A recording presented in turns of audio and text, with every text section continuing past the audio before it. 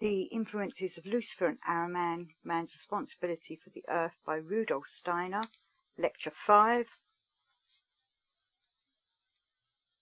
I want to speak today of something that will help to deepen our understanding of truths that now must be given to mankind by anthroposophy. We have often spoken of the two poles of forces in man, the pole of will and the pole of intelligence. To understand the nature of man, we must be constantly mindful of these two poles.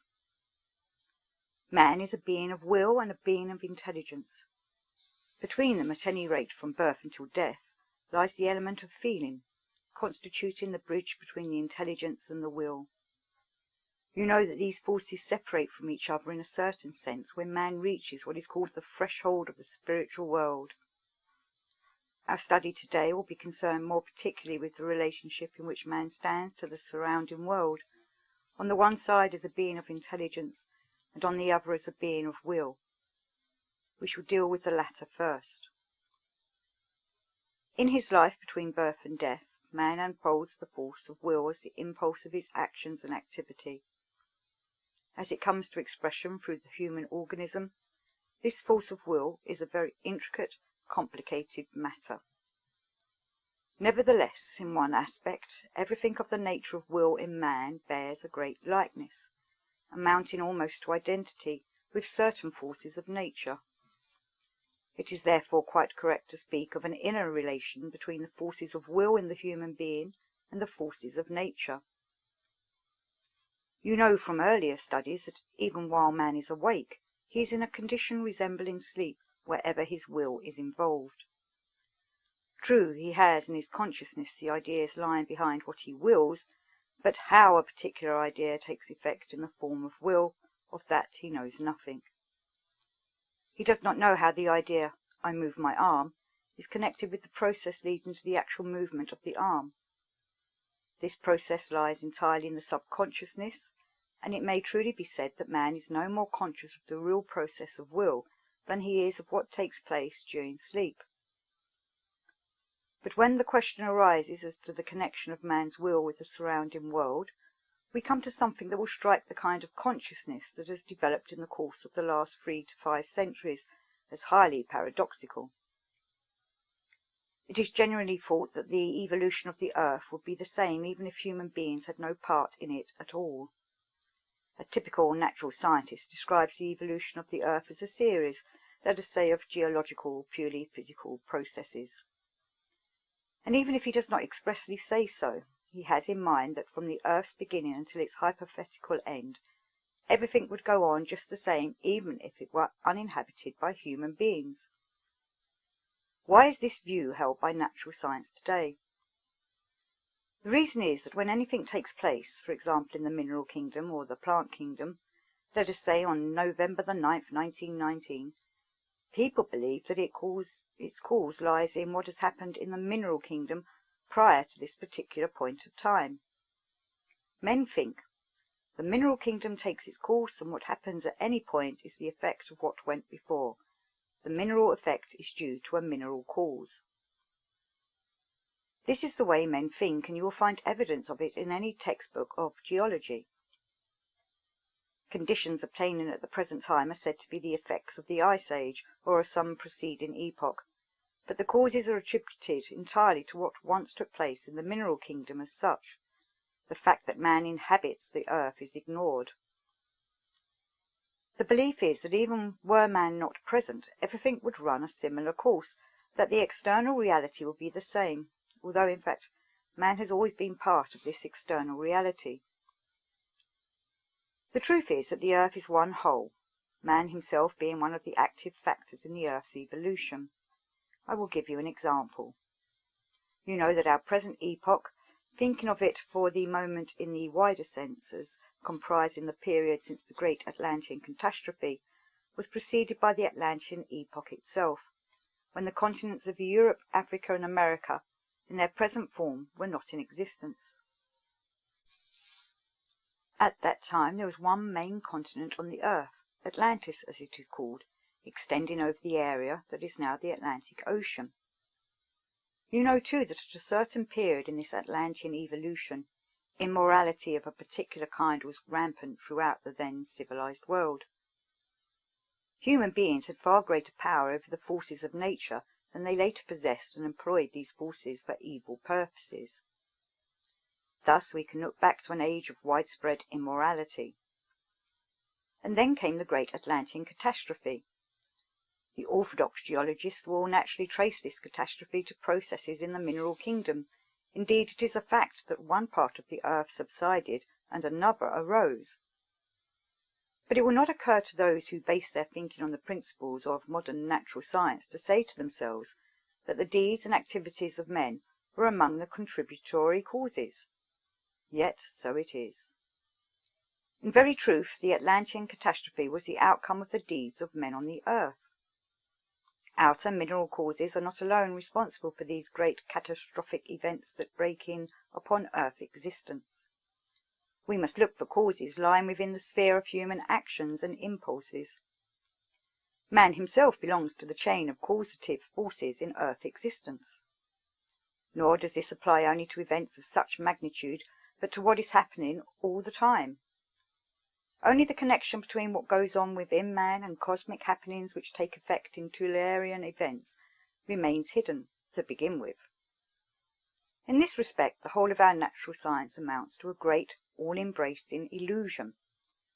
For if you want to get at the real causes, you will not discover them by studying the mineral, plant, and animal kingdoms alone. Let me give you the following illustration of what comes into consideration here. We will approach it, so to speak, from the opposite side. Here, X is the centre of the earth. When something takes place in the mineral kingdom, the plant kingdom, or the animal kingdom, it is a matter of seeking the causes. The causes lie at certain points which are to be found everywhere. You can picture what I mean by thinking of the following. In the region around Naples in Italy, you will find that the earth over a wide area will emit vapour if you take a piece of paper and set it alight. Vapours begin to rise from the ground beneath you. You will say the force which drives up the vapours lies in the physical process generated by the lighting of the paper. In this case, the physical process is that by lighting the paper you rarefy the air, and because of the rarefication of the air, the vapours inside the earth press upwards. They are kept down by the normal air pressure, and this is diminished by setting light to the paper. If I merely want to give an example of effects of a purely mineral nature, such as these vapours arising out of the earth, I could say for the sake of illustration that here and here, and he points to the diagram, a piece of paper is set alight. This shows you that the causes of the rising of the vapour do not lie below the soil, but above it.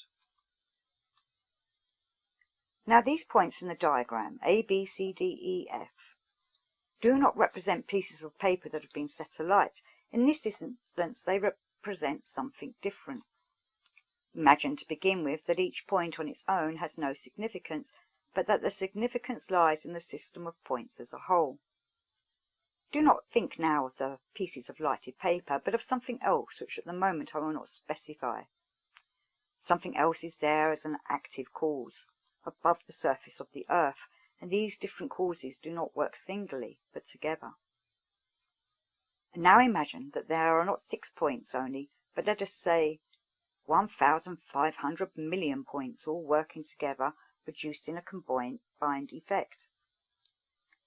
These 1,500 million points are actually there. Each of you has within you what may be called the centre of gravity of your own physical structure. When man is awake, this centre of gravity lies just below the diaphragm. When he is asleep, it lies a little lower. There are therefore some 1,500 million of these centres of gravity spread over the earth, producing a combined effect. And what issues from this combined effect is the actual cause of a great deal of what takes place in the mineral, plant, and animal kingdoms on the earth. It is a scientific fallacy to trace back to mineral causes the forces manifested in air, in water, and in the mineral realm. In reality, the causes are to be found within man. This is a truth of which there is scarcely an inkling today. It is known to very, very few that the causes of processes active in the mineral, plant, and animal kingdoms lie within the organism of man. This does not apply to all the forces working in these kingdoms of nature, but to a large proportion of them. Within mankind lies the causes for what happens on earth. Therefore, mineralogy, botany, zoology cannot be cultivated truly without anthropology, without the study of man. Science tells us of physical, chemical and mechanical.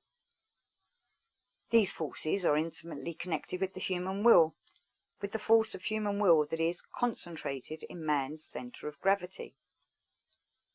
If we speak of the earth with an eye to the truth of these matters, we must not follow the geologists in speaking of an earth in the abstract, but humanity must be accounted an integral part of the earth.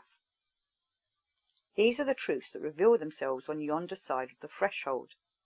Everything that can be known on this side of the threshold belongs to the realm of the illusions of knowledge, not to the realm of truth.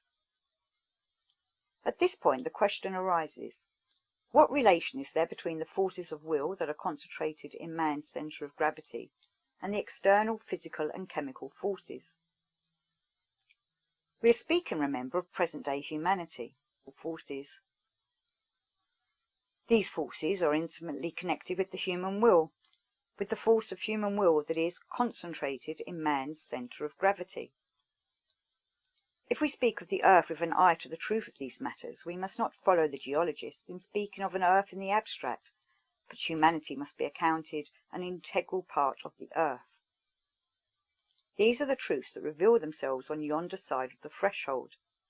Everything that can be known on this side of the threshold belongs to the realm of the illusions of knowledge, not to the realm of truth. At this point the question arises, what relation is there between the forces of will that are concentrated in man's centre of gravity and the external physical and chemical forces? We are speaking, remember, of present-day humanity. In normal life, this relation takes effect in the metabolic processes. When man takes into himself the substances of the outer world, it is his will that actually digests and works upon these substances. And if nothing else were in operation, then what is taken into the organism from outside would simply be destroyed. The human will has the power to dissolve and destroy all extraneous substances and forces, and the relation between man and the mineral, plant and animal kingdoms of nature today is such that his will is connected with the forces of dissolution and destruction inherent in our planet.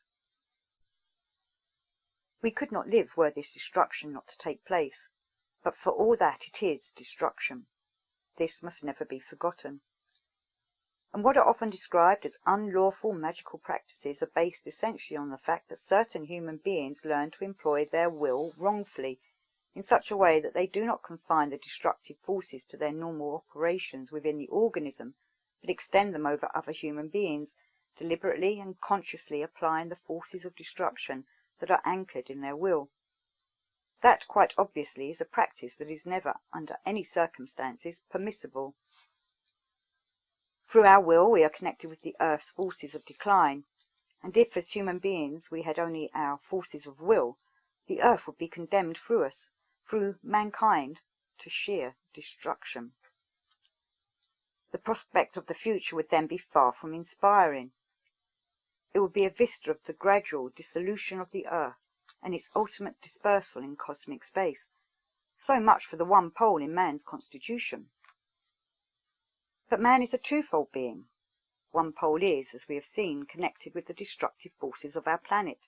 The other pole, that of intelligence, is connected with the will by the bridge of feeling. But in his waking life, man's intelligence is of little account as far as the planet Earth is concerned. During waking life, we cannot really establish a true relationship to Earth existence through our intelligence. What I have told you in regard to the will happens while man is awake, although he is not conscious of it. If you see a rock crumbling away and ask where the actual causes of the crumbling lie, then you must look into the inner organic nature of man himself. Strange as this will seem to the modern mind, it is indeed so. But as I said, the earth would face a sorry future if the other pole of man's nature were not there, the pole of the upbuilding forces. Just as the causes of all destruction lie in the will that is concentrated in man's centre of gravity, so the upbuilding forces lie in the sphere into which men pass during their sleep. From the time of falling asleep until that of waking, man is in a condition figuratively described by saying that with his eye and astral body he is outside the physical body.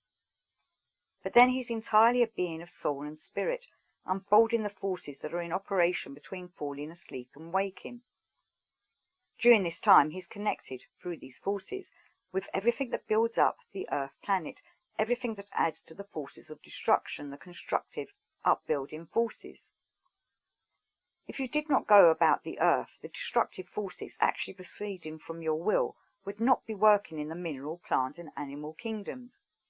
If you never went to sleep, the forces whereby the earth is continually upbuilt would not stream out of your intelligence. The constructive, upbuilding forces of the planet Earth also lie in humanity itself. I do not say in the individual human being, for I have expressly said that all these single causes form a collective whole. The upbuilding forces lie in mankind as a whole, actually in the pole of intelligence in man's being, but not in his waking intelligence. Waking intelligence is really like a lifeless entity thrusting itself into Earth evolution. The intelligence that works unconsciously to man during his sleep, that is what builds up the Earth planet. By this I am only trying to explain that it is a fallacy to look outside the human being for the destructive and the constructive forces of our Earth. You must look for them within the human being.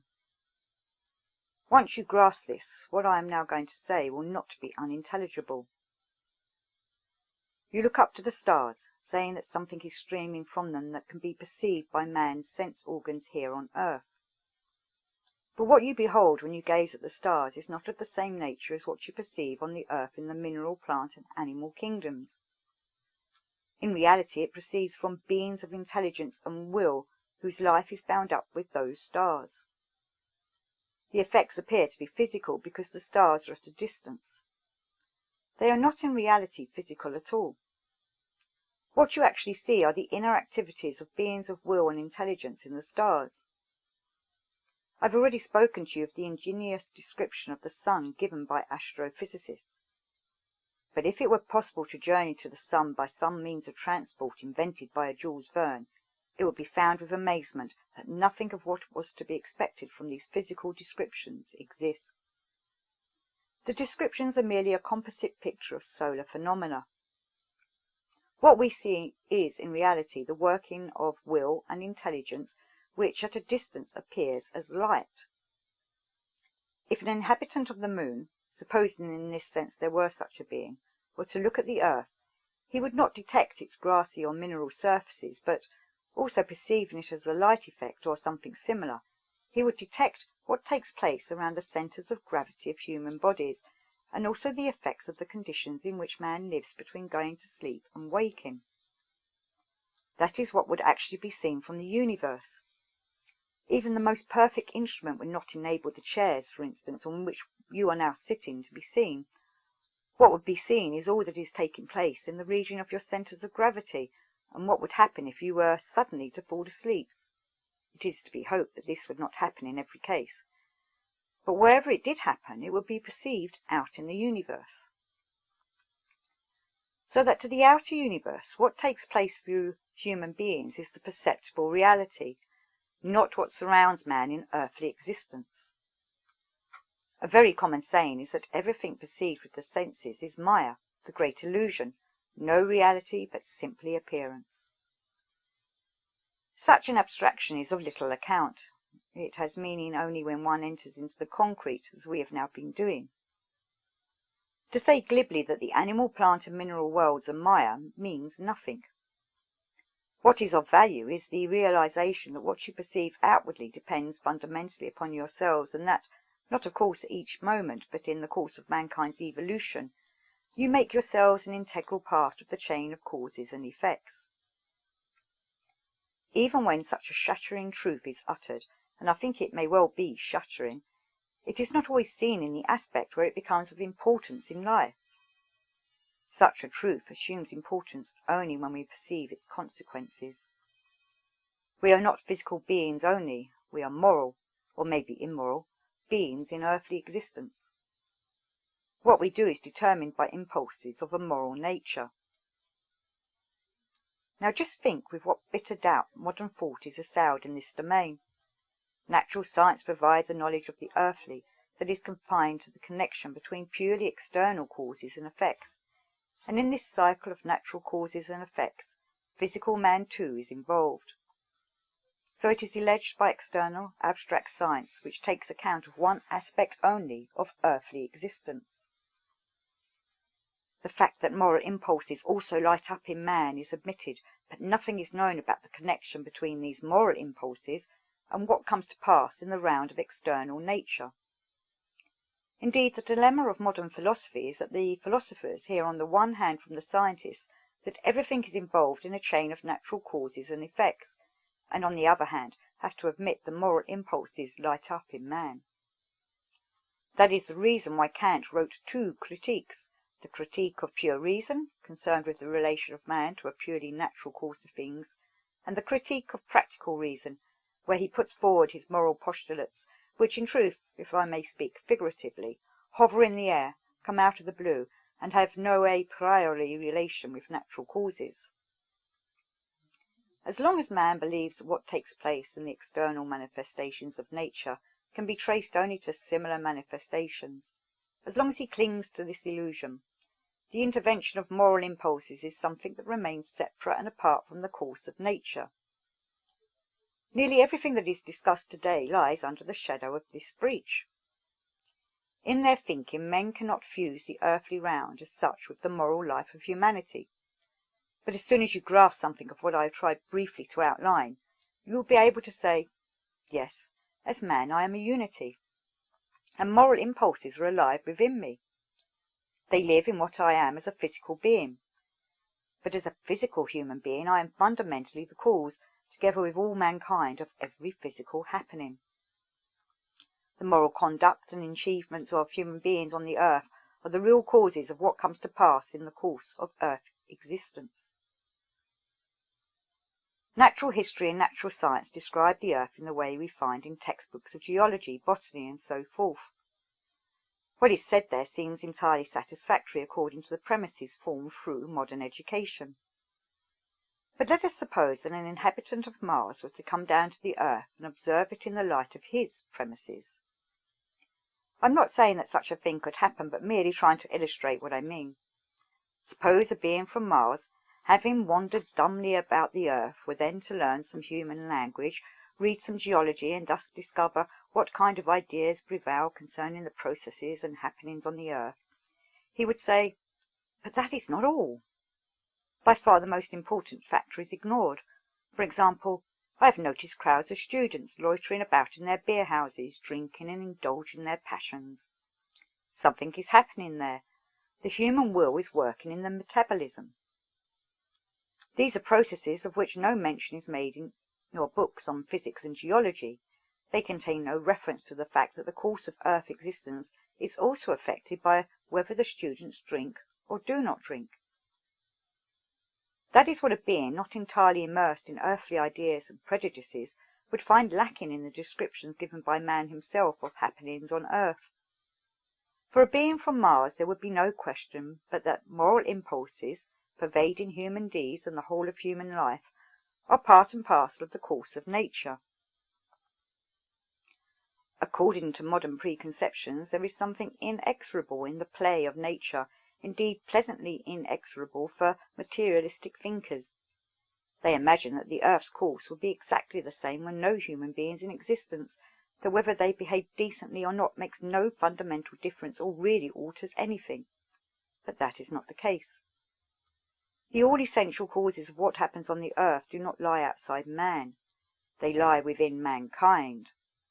And if earthly consciousness is to expand to cosmic consciousness, humanity must realize that the earth, not over short but over long stretches of time, is made in its own likeness, in the likeness of humanity itself. There is no better means of lulling man to sleep than to impress upon him that he has no share in the course taken by earth existence. This narrows down human responsibility to the single individual, the single personality. The truth is that the responsibility for the course of earth existence through ages of cosmic time lies with humanity. Everyone must feel himself to be a member of humanity, the earth itself being the body for that humanity. An individual may say to himself, "For 10 years I've given way to my passions, indulged my fantasies, and have thereby ruined my body." With equal conviction he should be able to say, "If earthly humanity follows impure moral impulses, then the body of the earth will be different from what it would be were the moral impulses pure." The day-fly, because it lives for 24 hours only, has a view of the world differing entirely from that of man. The range of man's vision is not wide enough to perceive that what happens externally in the course of nature is not dependent upon purely natural causes. In regard to the present configuration of Europe, it is far more important to ask what manner of life prevailed among human beings in the civilized world 2,000 years ago, than to investigate the external mineral and plant structure of the earth. The destiny of our physical earth planet in another 2,000 years will not depend upon the present constitution of our mineral world, but upon what we do and allow to be done. With world consciousness, human responsibility widens into world responsibility. With such consciousness, we feel as we look up to the starry heavens that we are responsible to this cosmic expanse, permeated and pervaded as it is by spirit, that we are responsible to this world for how we conduct the earth. We grow together with the cosmos in concrete reality, when behind the phenomena we seek for the truth.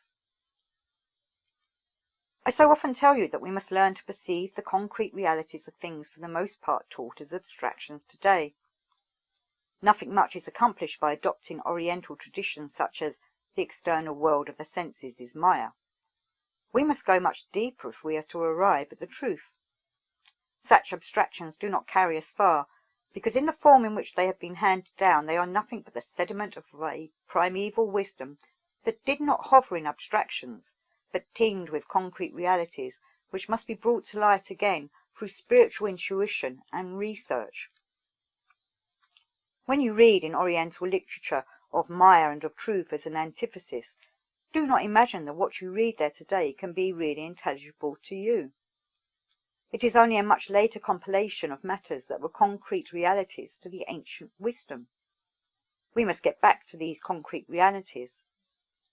Men think today that they have some understanding of cosmic processes when they assert that the external world of sense is Maya. But nothing can be understood unless one presses on to the underlying realities. The moment it is realized, we have not to ask how the present mineral world has developed out of the mineral processes of another age. We have rather to ask about what has been going on in mankind. At that moment, the real meaning of the saying, "The outer world is Maya," becomes clear. Then we begin to perceive in man a reality far greater than is usually perceived, and then the feeling of responsibility for earth existence begins. If you will try to get to the inner core of these things, and it must be by inward contemplation, not by means of the kind of intelligence employed in natural science, you will gradually find your way to the realization that mankind is composed of free human beings. Nature does not, in truth, counteract our freedom, for as human beings we ourselves fashion the nature immediately surrounding us. It is only in its partial manifestations that nature counteracts our freedom. Nature counteracts our freedom to an extent no greater than if, to give an example, you are stretching out your hand and someone else takes hold of it and checks the movement. You will not deny freedom of will simply because someone else checks the movement. As men of the present day we are checked in many respects because of some action of our predecessors that is now only taking effect. But at all events it was an action of men. What men?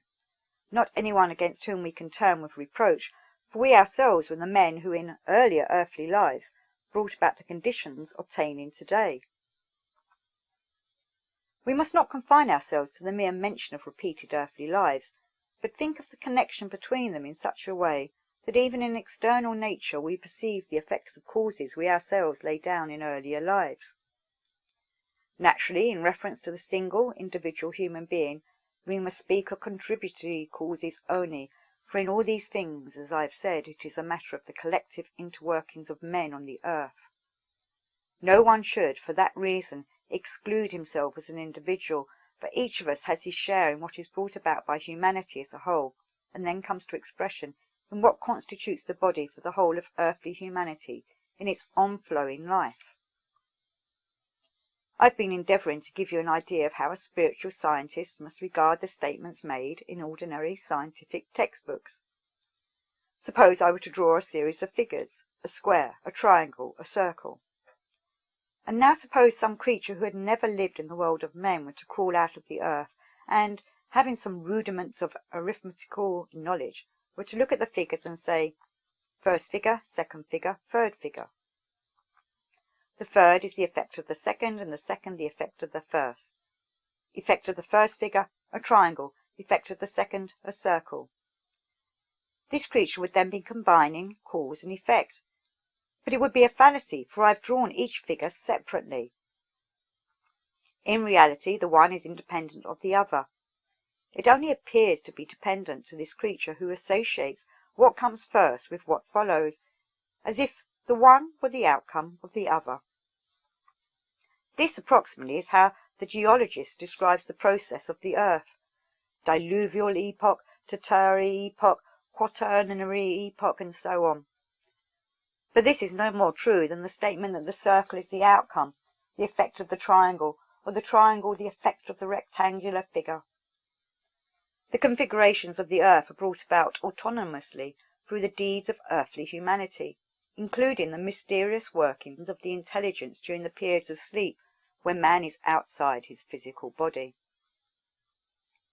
This shows you that the descriptions given by external science are very largely illusion, Maya, but merely to speak about Maya is of little account.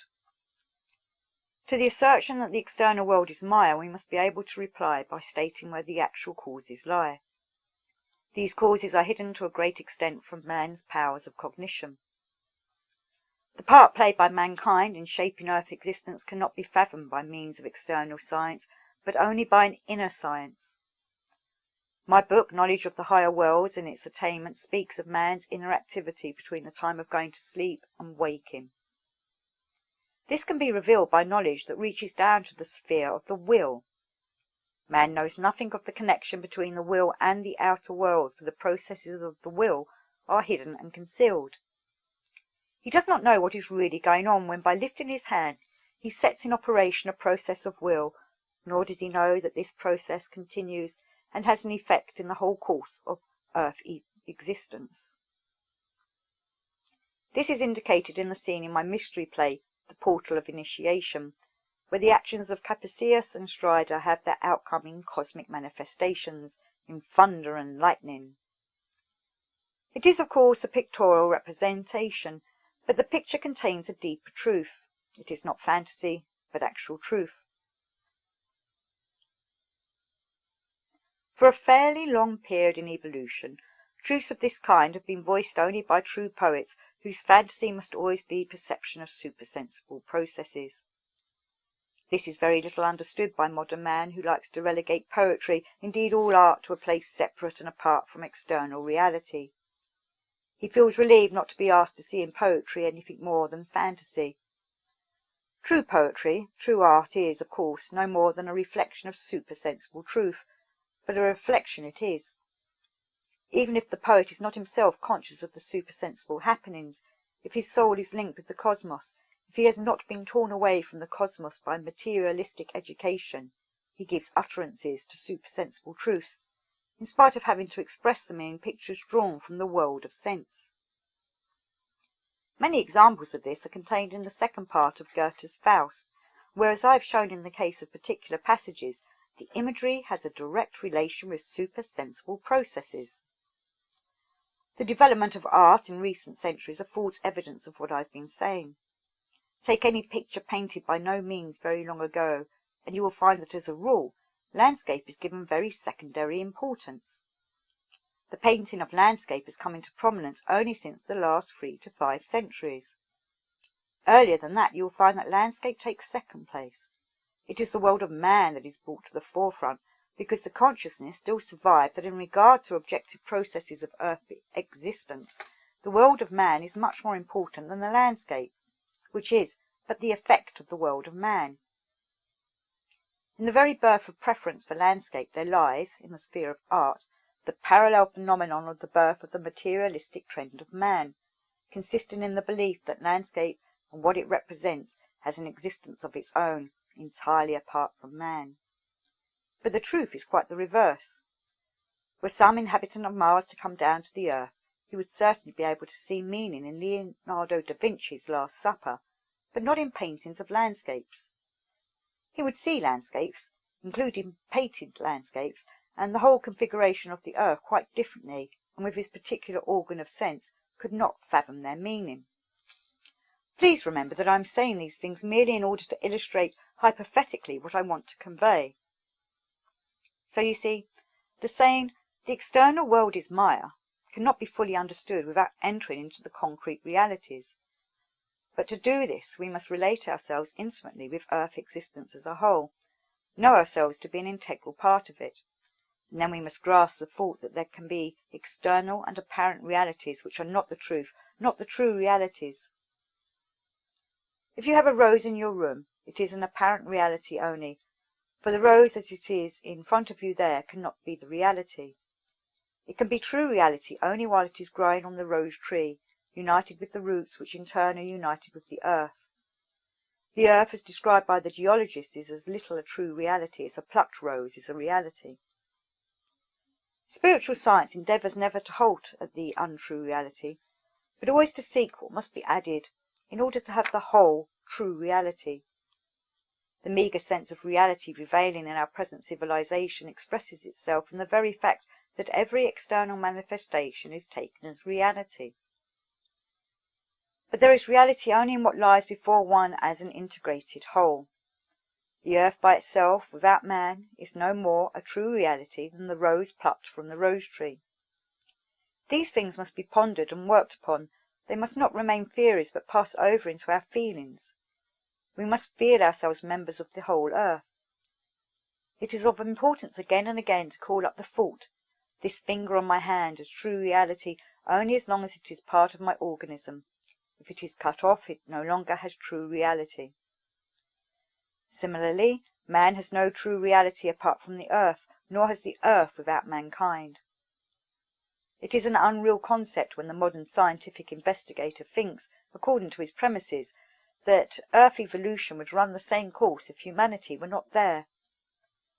I recently showed you that it would not be so, by telling you that the bodies laid aside by human beings at death become a leaven in earth evolution, and that if no human bodies, either by burial or cremation, become part of the earth, the whole course of physical happenings would be other than it is in consequence of these bodies having been received into the earth.